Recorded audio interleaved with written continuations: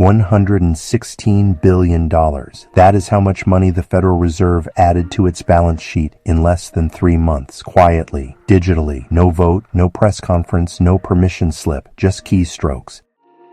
And at the exact same time, gas prices surged roughly $1 a gallon in a single month. Oil markets absorbed what Goldman Sachs is calling the most extreme crude supply disruption in modern history. Your grocery bill climbed, your mortgage rate climbed, and your paycheck stayed exactly the same. 2 forces, 1 budget. That's what we're unpacking today. Welcome to Money Monday. I'm Kevin with moneytreeandme, where we take big economic events and translate them into what they actually mean for your household. Let's get into it. Let's start with the Fed. At the end of 2025, the Federal Reserve's balance sheet stood at $6.155 trillion. By late March 2026, it was $6.271 trillion. That's $116 billion added in under 3 months, which works out to roughly $40 billion a month. Projected forward, you're looking at around $500 billion a year.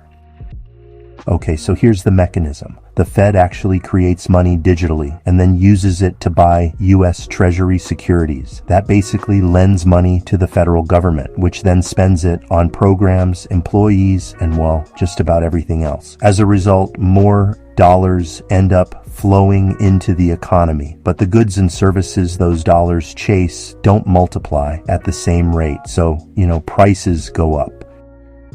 The official Consumer Price Index says inflation is running at 2.4%. But here's the thing about CPI. It doesn't really measure pure price inflation. Instead, it measures cost of living changes, and it actually gets adjusted when prices rise too much. For example, if your usual $100 item goes up to $110, but a substitute exists for $102.40, the CPI says inflation is 2.4%, but your actual cost went up 10%. That's not just a rounding error, that's your grocery bill. M2 money supply grew 10.6% in February. That's the number that tells you how fast new dollars are entering the system. And more dollars in circulation means your existing dollars buy a little less every single month. Now layer in what's happening with interest rates. When fewer buyers show up for U.S. Treasury debt, prices drop and yields rise. That 10-year Treasury yield is the direct benchmark for your 30-year fixed mortgage rate. In just 1 month, average mortgage rates went from 6.0% to 6.6%. That's really not a small move. On a $350,000 loan, that difference adds hundreds of dollars a year to your payment. The Fed can't cut rates to fix this, because honestly, cutting rates right now would just add more fuel to an already inflating fire. The CME FedWatch tool puts the probability of no rate change at the April 29th meeting at 97.4%. June, July, September, they're all showing the same story. The Fed's hands are tied and your budget has to plan around that reality. Now let's talk about oil. Of the 5 major oil price shocks since 1973, 4 of them triggered recessions. The one that didn't, back in 2022, lasted only weeks, not months. The 2026 shock has already lasted longer. Oil doesn't just raise gas prices. It raises diesel costs, which raises shipping costs, which raises the price of everything delivered to a store shelf. It raises fertilizer costs, which raises food prices. The inflation hits you at the pump, and then it follows you into every aisle of every grocery store.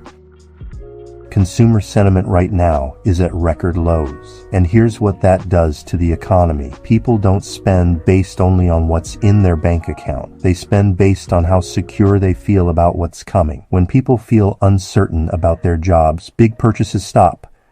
Cars, homes, renovations. Businesses feel that slowdown. Revenues drop. Hiring freezes. Sometimes layoffs follow.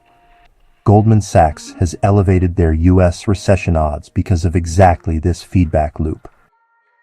An official recession requires 2 consecutive quarters of negative GDP. The earliest we'd have that declaration, if contraction is happening now, is somewhere around the third quarter of 2026. But you don't have to wait for the official call to start managing your money like the environment is serious, because it is.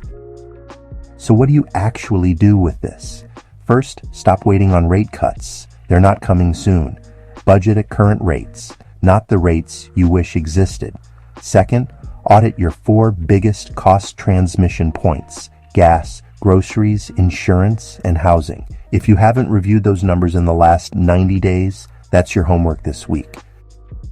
Third, understand that cash sitting idle is slowly losing value. The dollar has lost 96% of its purchasing power since the Federal Reserve was created in 1913. Holding real assets, whether that's home equity, broad market funds like SPY, SCHD, or XLP, or inflation hedges like GLD, gives your money a fighting chance against the printing press. Do your own due diligence. Investing always carries risk. Fourth, if a recession does materialize, history is clear on this. The families who kept buying broad market funds through the dip came out on the other side with significantly more. Recessions discount quality assets. For long-term investors, that's not a threat, that's an opportunity. You didn't cause this. A printing press and a pipeline did, but you can absolutely manage around it. And that starts with understanding what's actually happening. If this helped you make sense of the noise, hit subscribe so you don't miss the next Money Monday. Drop a comment below. Tell me which part of the squeeze is hitting you hardest right now. I actually read them. Until next time, I've been Kevin with moneytreeandme, providing better security and ensuring better lives. Thanks everyone. Make it a great day.